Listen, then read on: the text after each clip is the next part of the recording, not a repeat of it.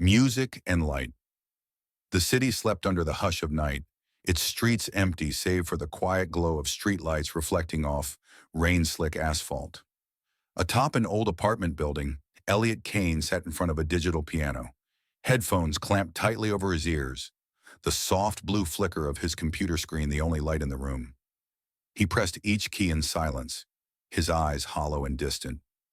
His music had nothing left to say. 5 albums, a major award, countless sold-out tours, and then Elliot vanished. Once a prodigy, a phenomenon. Now he was a recluse, hiding atop a crumbling rooftop, playing fragmented melodies no one wanted to hear anymore. He stopped playing. Silence filled the room. A breeze slipped through the open window, carrying a whisper of October rain and cold air. Elliot stood, coffee cup in hand, and stepped out onto the balcony. He tilted his head back and stared into the cloud-thick sky. Then he saw it, a streak of light, like a shooting star, but it wasn't. It was too close, too slow, and it didn't fall straight. It curved. Then suddenly it vanished behind the forest on the city's edge. Elliot frowned. Something wasn't right. That night he didn't sleep. The strange light haunted his thoughts. Was it a plane, a meteor, or something else entirely? The next morning, with no real plan, he slung a camera over his shoulder, packed a backpack, and drove to the forest. Partly out of curiosity, mostly because he had nothing better to do. The forest was still, damp. The air smelled of wet earth and rotting leaves. He ventured deeper, eyes scanning the woods for any sign. And then he saw it, a clearing, trees bent outward, like something massive had landed there. And in the center, a girl. She stood with her back to him, long silver-white hair cascading down her back like moonlight. Her skin glowed faintly, bathed in a soft, mist-like aura. Elliot froze. She was too beautiful to be real. Then she turned, her emerald eyes pierced through him. Elliot couldn't breathe. She didn't speak.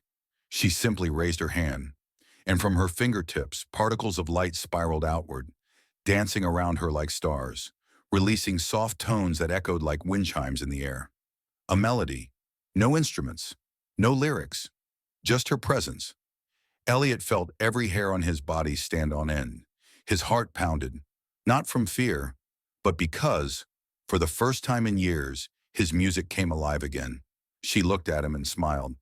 "You hear it now, don't you?" Her voice was like wind, soft, but echoing through his mind like a perfect chord. Elliot opened his mouth, but no words came. She took a step toward him. "I'm Solara. I come from a place where there is no darkness." Elliot didn't know what was happening. All he knew was his life had just changed forever. Who is she? Elliot didn't remember how he brought Solara back to his apartment. Everything felt like a dream. A slow, blurred melody. Light, those eyes.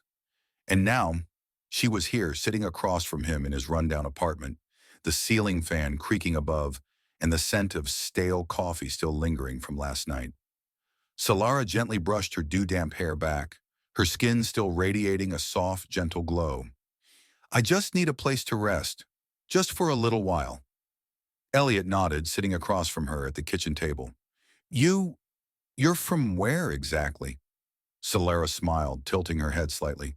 "There's no real name, but if you need a word, call it the Valen Rift." Elliot frowned. "Is that a star system?" "Number." "It's a region of light, a crack in space." She paused, searching for words to simplify. "There is no time there, no matter. I was created from energy that flows through it." Elliot gave a soft laugh, though a chill slid down his spine. "So, you're an alien?" Solara tilted her head again, her glow shifting to a soft rose gold. "Possibly. And the whole glowing thing, that's just normal." Solara raised her hand, letting her fingertip glide through the air. A faint teal trail shimmered into existence, then dissolved. "Every being in the Valen Rift is a form of emotional light. I can use it to communicate or defend myself." Elliot sat in stunned silence. A part of him wanted to dismiss her as insane. The rest of him couldn't unsee what he'd already seen. Then she spoke again, her voice as casual as if talking about the weather. I'm being followed. What? The glow around Solara shifted to a deeper, duskier blue. They know I fell here. I can't stay long. Who's they? A force in the galaxy that fears beings like me. They call us anomalies, instabilities. Elliot leaned back in his chair, letting the silence hang. The girl across from him was talking like this was normal, like being a hunted being of light was just a life. And the most terrifying part, he believed her. So where will you go? I don't know. I just need time to restore my energy and leave Earth. And until then, I need a place without military signals or spectral sensors. A place like your home. Elliot let out a small laugh. Well, not everyone compliments this crappy apartment as the perfect hiding place. Solara laughed too. Her glow flared with a warm gold, like sunlight breaking through fog. I'm not used to kindness. I'm not used to people who glow. A quiet calm settled between them. Then Elliot asked the one thing he'd been holding back. Why did you show yourself to me? There are millions of people here. Why me? Solara looked at him for a long moment. Her eyes seemed to glow from within. Because when I fell, I heard your music. Elliot froze. What? The music you were playing. It wasn't perfect, but it was real and sad. I'd never heard anything like it. It pulled me toward it. Elliot couldn't respond. Something stirred inside him, something he hadn't felt in years. Not love, not yet, but something close. Curiosity, a hunger to understand. A glowing being, carrying the sorrow of light itself, had come to him because of a broken song. And he didn't know whether to run from her or step closer, because for the first time in years he wanted to write music again. The hunt begins. Rain poured once again over the sleeping city. Cold wind howled through the rusted rooftops and weathered window cracks of Elliot's apartment. Solara sat silently by the window, eyes following each drop of rain. Her skin shimmered with a faint aurora, shifting colors with every breath, white when calm, violet when anxious, and teal when trying to hold herself together. Elliot sat at the piano, writing music for the first time in 4 years. Not to sell, not to perform, just to make sense of what was happening inside him. He wrote melodies like he was trying to capture something slipping through his fingers. Have you ever seen rain before? Solara's voice broke the silence, as soft as a child's question. Elliot looked up. It rains all the time around here. Where I'm from, there's no water, no air, no gravity. Everything is just drifting energy. Nothing ever falls. Elliot stepped to the window, standing beside her. So what did you think, seeing rain for the first time? Solara didn't answer. She simply reached out, letting raindrops fall onto her glowing palm. Sad, but light. The glow around her shifted to a deep emerald hue. Elliot smiled faintly. You might be the only person on this planet who calls rain light. Then, suddenly, every electronic device in the apartment cut out. The lights went dark. The music stopped. His laptop blinked, then blacked out. Elliot frowned. Power outage? But Solara jumped up instantly, her aura flaring to an alert red-orange. Number. It's a high-frequency scan pulse. They found me. They who? A private military group called Virex, mercenaries, contracted to hunt energy-based life forms like me. A faint thud echoed from the roof above. Elliot and Solara ducked down behind a brick wall. We have to go. Now. I've got a car, down in the basement lot. Not enough. They can track EM signatures. I need to disrupt the signal first. Solara closed her eyes, pressing her palms together. Instantly, a wave of light burst from her body, expanding out for several blocks. Every camera, phone, and GPS device in the radius shorted out at once. Elliot stared at her, part awestruck, part stunned. And you say you're not a weapon? Solara gave a faint smile, though her voice trembled with tension. I don't want to be a weapon, but they don't care what I want. Right then, the window shattered. A figure in black armor dropped from the ceiling on a cable. His visor glowed orange, an electromagnetic rifle aimed and ready. Target confirmed. Energy lock. Solara. Elliot reacted instantly, grabbing an old microphone and hurling it straight at the intruder's helmet, throwing off his aim. Solara snapped her fingers. A blade of silver light shot from her palm, striking the power core on his chest. The suit shorted. The soldier convulsed and collapsed. Solara gasped for air. More will come. That was just a scout. Elliot yanked an old suitcase from the closet and shoved a few essentials inside. All right, do you have a ship? Yes, but it's sealed. It glows too brightly when activated. It was drawing attention when I landed. Elliot raised an eyebrow. That's the weirdest problem I've ever heard. You haven't lived long enough. I haven't lived with someone who might explode when angry, that's for sure. They both chuckled, despite everything. Outside, black vans pulled up quietly. Armored agents stepped out, weapons drawn, precision in every move. Solara turned to Elliot. Are you ready? Elliot swung open the basement door. I've been writing music my whole life to hide from people. Maybe it's time I run with someone who's actually worth it. Solara looked at him, her glow softening into a gentle white. I didn't know why I followed your song out of all the billions, but now I think, maybe it's because you're the only one who doesn't fear my light. Gunfire cracked at the building's entrance. Elliot grabbed her hand. Let's go, my light. They vanished into the shadows, and from that moment on, the chase across the galaxy had begun. The one in between, the old van that Elliot once used to haul gig equipment, now raced through the night like an unlikely escape pod. The headlights flickered, the engine groaned with every gear shift, but it held on, pushing them away from the city. Solara sat in the passenger seat, her hands clenched tightly as the glow around her flickered erratically. Are you sure this thing still runs? Elliot kept his eyes on the road. This baby crossed 3 states without a nap. She's not pretty, but she's loyal. A brilliant streak of green light zipped across the sky. Solara immediately turned her head, alarmed. Virex scout ship. They're scanning the upper atmosphere for energy signatures. Elliot veered off onto a dirt road that led into the dry hills at the city's edge. They won't find you if you're not glowing, right? Solara shut her eyes and took a deep breath. The light around her gradually dimmed, then vanished completely. But I can't hold it long. It's like holding my breath. Elliot glanced over. Well, if I ever write a love song about you, I guess I'll call it Holding My Breath. Solara gave a faint chuckle. If I live long enough, you can call it whatever you want. The van bounced through empty roads until Elliot pulled up to an abandoned warehouse. This used to be a friend's recording studio. No one comes here anymore, but it's well insulated and the signal here is dead. You can stay hidden. They stepped inside. The dim light from a single overhead bulb cast long shadows on dust-covered soundproof panels. Solara ran her fingers along an old guitar hanging on the wall. Music is everywhere in you.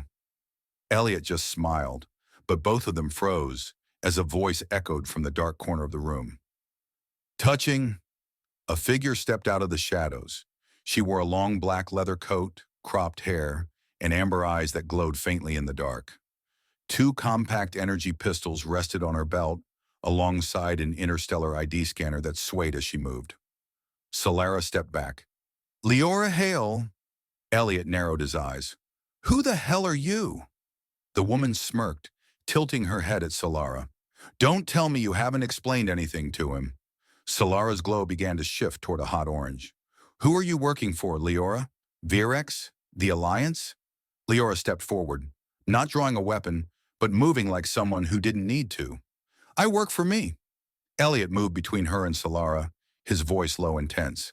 If you're here to take her, I'm afraid we're all out of tickets today. Leora chuckled softly, clearly amused.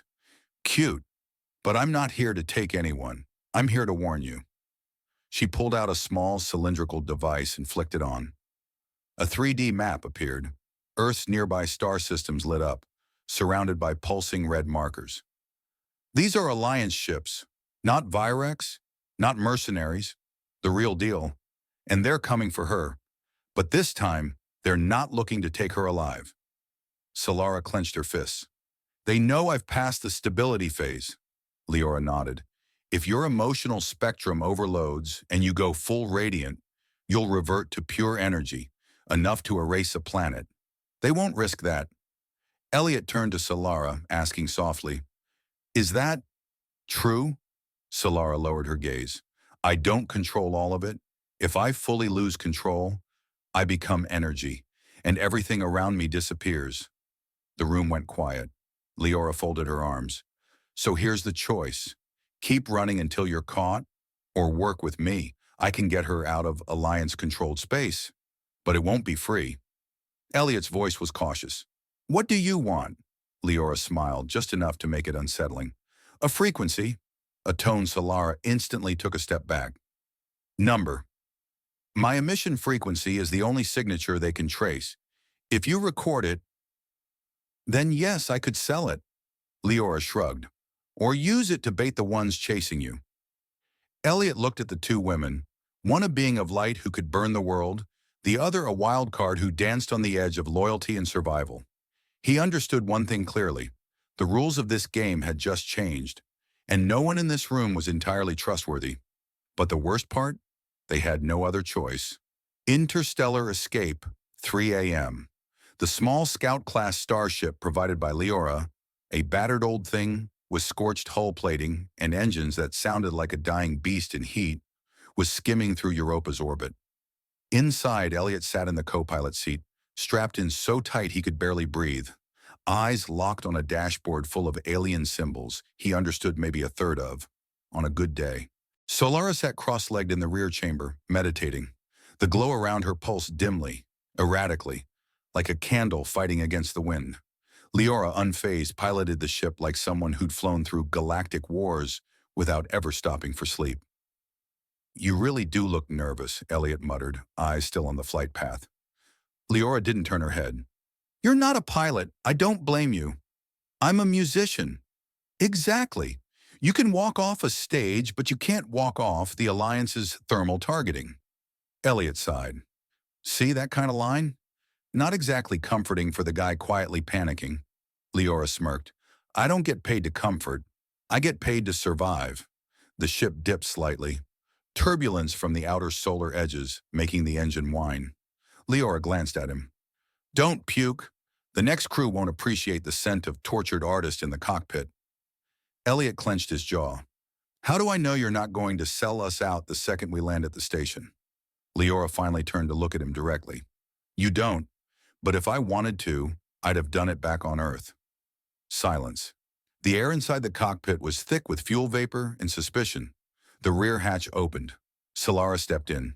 She looked different. Not radiant, not otherworldly.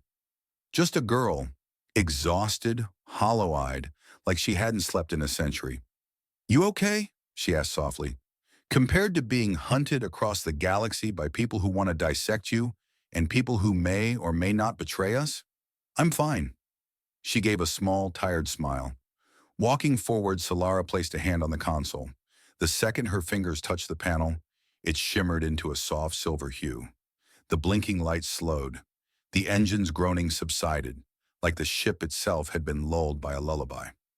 Leora raised an eyebrow. "I hate admitting this, but you really are a biological wonder." Solara's voice was quiet. "No one should be a wonder when they didn't choose to be." The silence that followed was thicker than before. Then a voice crackled through the comms. "Unidentified vessel, this is Typhon Station. Confirm identity immediately." Leora pressed the comms button, her voice shifting into cold professionalism. "This is Crestus 7, transporting low-level biological cargo. Authentication code incoming via secure channel." A long pause. Elliot held his breath. Then came the reply. "Temporary clearance granted. You are cleared for docking at Sector 3. The ship rumbled gently as it adjusted its course. Elliot turned to Solara. "Will we be safe there?" She stared out the viewport at Typhon Station, an enormous insect-like construct clinging to the outer shell of the icy moon. "Number. But at least there, we can choose how we're hunted." Elliot let out a half laugh, bitter. "That's not how I imagined my first date." Solara turned to him, the light in her eyes softening. "But if I had to choose, I'd still choose to go with you."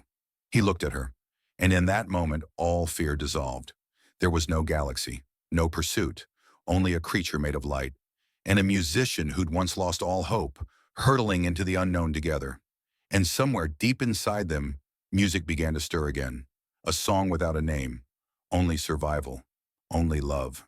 Where she belongs, Typhon Station looked like a giant metallic carcass, stitched together from wreckage and debris, hovering on the outer rim of Galan's icy moon. Elliot didn't take his eyes off the ship's viewport as they approached Sector 3. It was dark, cold, silent in a way that felt predatory, not like the shimmering trade hubs he'd seen in sci-fi movies.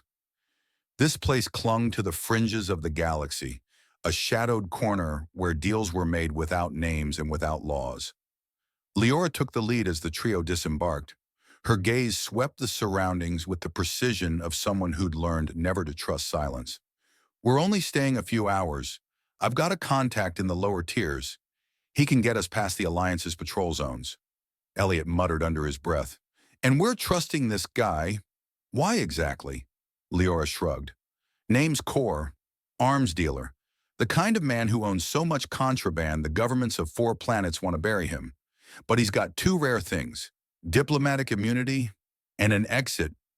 Solara walked beside Elliot, silent, the glow around her faint, like she was deliberately dimming herself.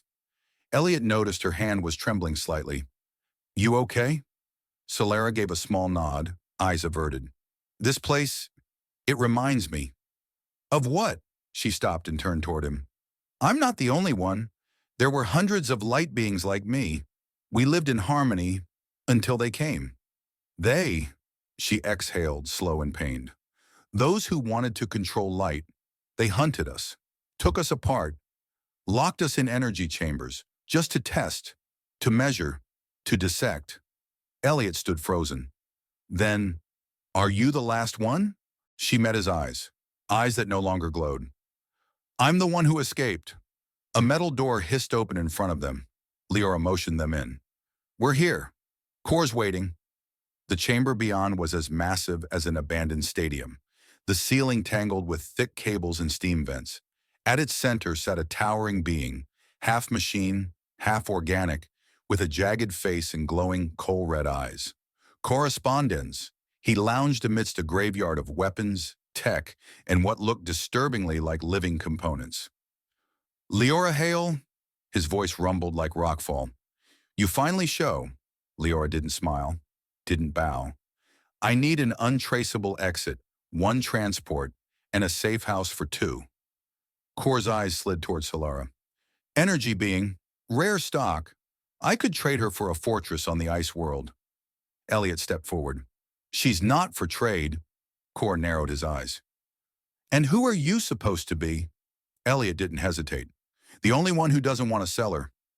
Silence. Then Core let out a thunderous laugh. "Romantic. The universe needs more fools like you." He gestured toward a spherical device suspended from the ceiling. "I've got this. The last remnant of a dissolved light entity. If she's the final fragment, it'll respond." Solara walked toward it. She didn't speak. She simply raised her hand. The moment her palm touched the sphere, a surge of radiant light exploded through the chamber.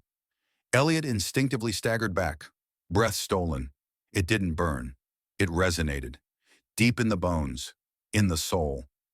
And in that light, a voice echoed. Not hers. "We remember you."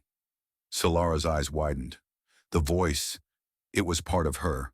A memory. A family. Core stared, no longer smug. "You're the final shard," Solara whispered. "And I'll be the first to bring them back." Elliot felt his heart clench. He'd known all along. Solara didn't belong here. Not to this world, not to his. But he didn't know. When she reclaimed everything, would she still need him? And that question echoed in his chest like a song left unfinished. A chord suspended in the stars. All in the air in the room felt compressed, like it had been vacuum sealed after the blast of light. Solara stood still in the fading glow, her hand still resting on the sphere, breath unsteady. She wasn't just recalling her past. She was sensing something far beyond herself. A memory not of an individual, but of an entire race.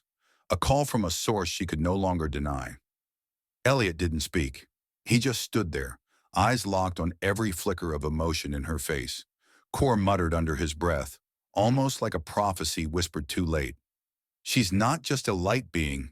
She's the core, the final fragment of an ancient link system, an energy consciousness capable of resetting.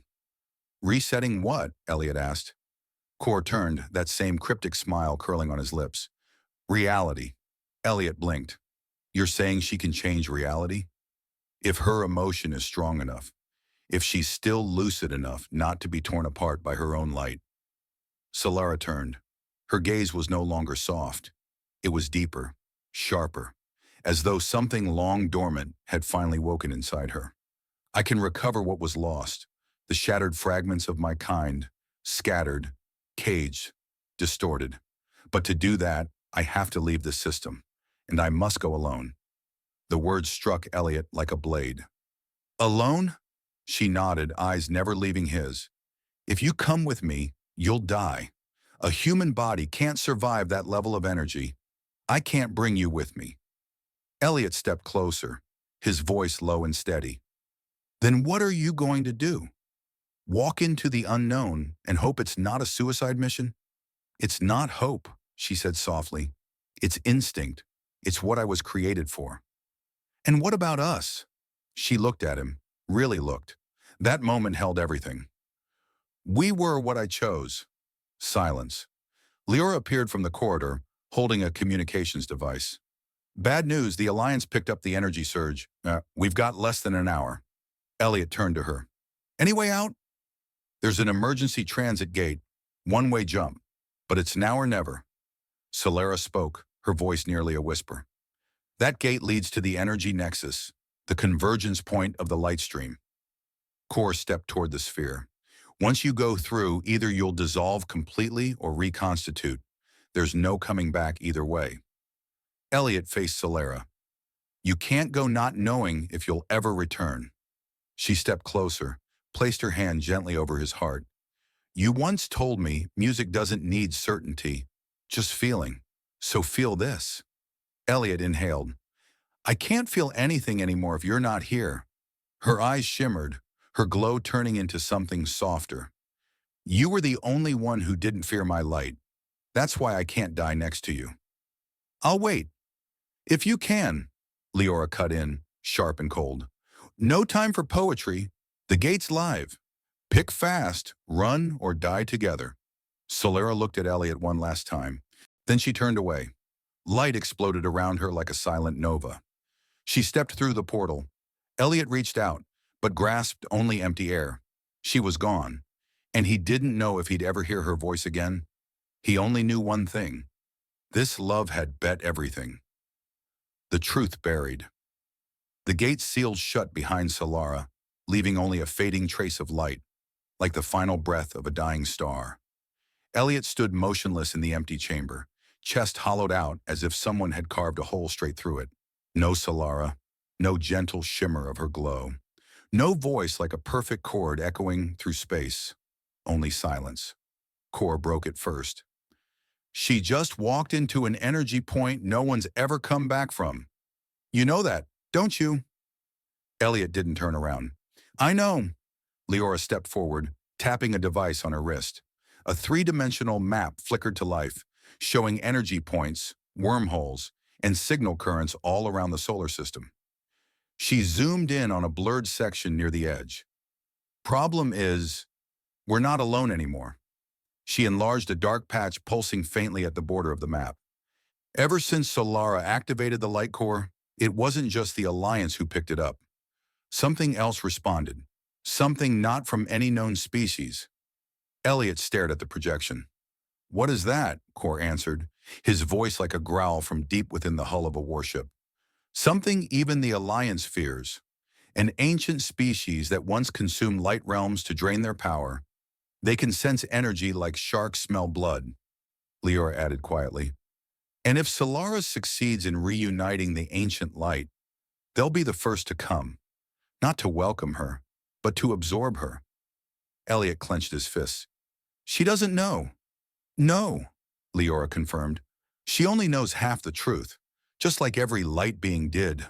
Before extinction, Elliot turned to both of them. So what now? We sit and wait? Hide in fear? Or help her? Cor laughed, rough and sharp. Help? We wouldn't survive 5 seconds in that energy convergence zone. We'd either melt or be torn apart. Leora was quiet for a moment.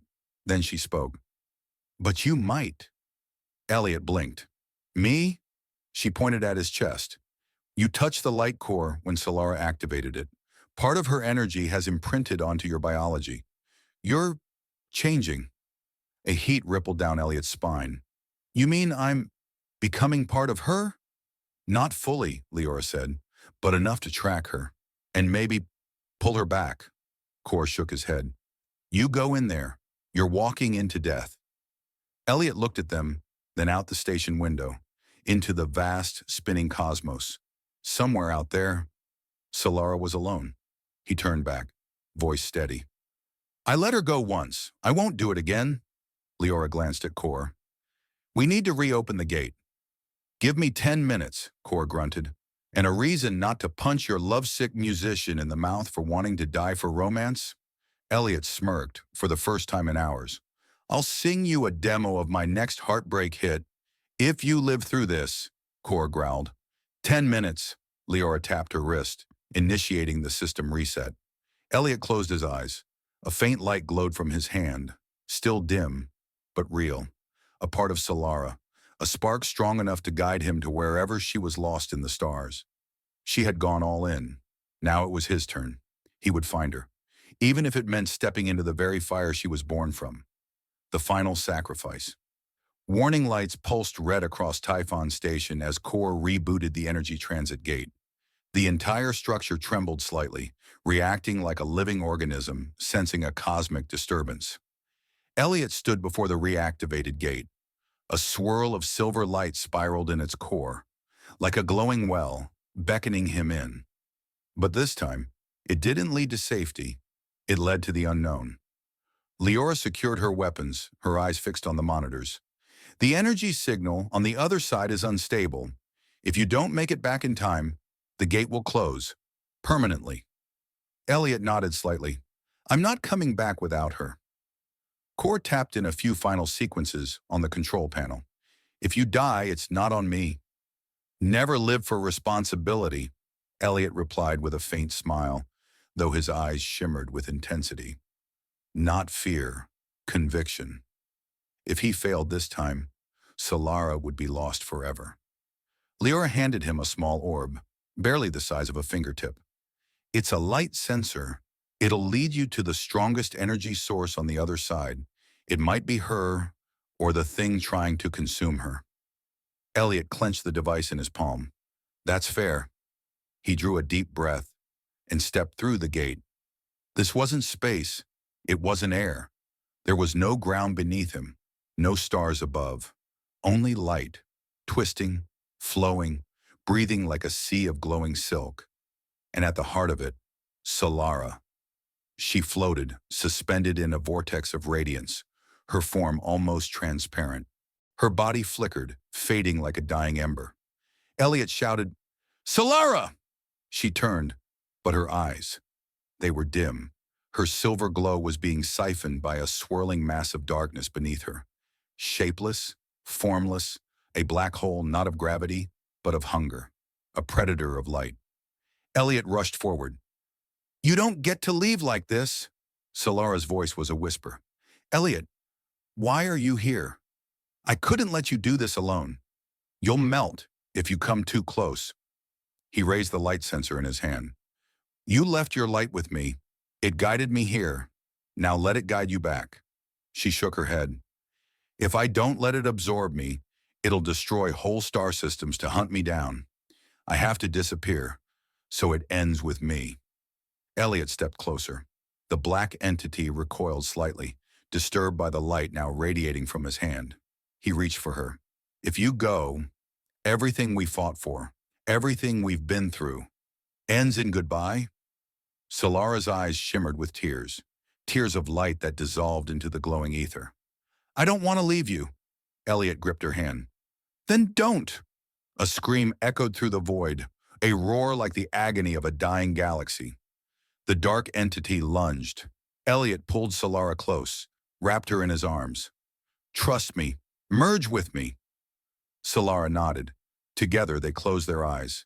As the dark force collided with them, a burst of light erupted. Not an explosion, not destruction, a transformation. No more space, no more time. Only one note, and light. The gate exploded. Cord dove for cover. Leora was thrown against the wall. Everything went dark.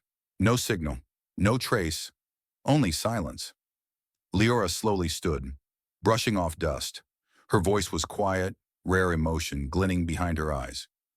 Did they actually pull it off? Kor shook his head. Either they vanished, or they created something new. Leora let out a soft laugh. A melody no one's ever heard? A light that's never existed. They turned away. Nothing more to wait for. Nothing more to chase. But behind them, in the center of the now empty room, a single tiny spark pulsed in the air. A glint of light. Barely there, but real. No one saw it. A silent note. Is there a second chance? Silence. Where the portal once shimmered with light, there was now only scorched metal. Cables hung like the tattered remains of a miracle torn apart. Leora sat alone in the dim control room, the pale glow of a flickering monitor casting cold light across her stoic face. Kor worked below in the engineering bay, hammering at something metallic, his clanging the only sign that anything still moved on Typhon Station. 3 days had passed, no signals, no traces, and no one returned. Somewhere else, a place with no name, where light and reality wove together like sound waves in a cosmic melody. Solara opened her eyes. There was no dark vortex, no feeling of unraveling.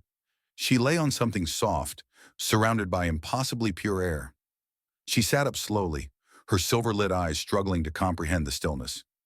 Then, music. A simple piano melody. Software. Beautiful. Too beautiful. She turned. There he was, Elliot, sitting at a grand piano, surrounded by light that shimmered like a dream. Same worn jacket, same unruly hair, same gentle eyes. But something had changed. He was glowing. Not like her, not radiant, but steady, like a candle that had never gone out. Solara stepped closer, tears flooding her vision. "You're alive." Elliot stopped playing and turned to her. "Alive, and still writing. You've changed. Maybe. Or maybe when you gave me your last light, you gave me the chance to step into your world." She reached out, touched his chest where his heart still beat, pulsing with a soft glow that shimmered with every breath. "You're the first to ever enter the light and not burn." Elliot smiled gently. "I'm a musician. We're used to going mad for a chorus." She laughed through her tears, collapsing into him. She rested her head on his shoulder. Their lights mingled, 2 notes finally in harmony. No more words, no more questions about what came next.